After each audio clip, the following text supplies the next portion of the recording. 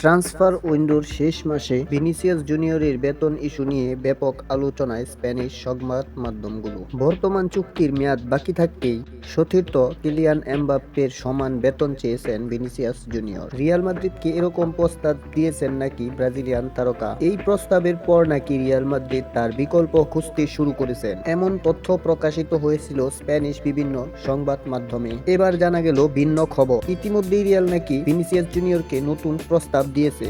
ভিনির বিকল্প নয়, বরং তাকে দীর্ঘ মেয়াদে দলে ধরে রাখার জন্য নতুন প্রস্তাব দিয়েছে রিয়াল মাদ্রিদ ও ব্রাজিলিয়ান তারকা ভিনিসিয়াস জুনিয়রের মধ্যে চুক্তি নবায়ন নিয়ে জটিলতা তৈরি হয়েছে অনেকদিন ধরে। স্প্যানিশ সাংবাদিক তোলো গার্সিয়া এক সাক্ষাৎকারে জানিয়েছে, ক্লাবের দেওয়া কোনো বেতন প্রস্তাবেই এখন পর্যন্ত গ্রহণ করেনি ব্রাজিলিয়ান উইঙ্গার। 2027 সালের জুন পর্যন্ত বর্তমান চুক্তির মেয়াদ আছে ভিনির, কিন্তু রিয়াল মাদ্রিদ চান ভিনিকে দীর্ঘ মেয়াদে দলে রাখতে।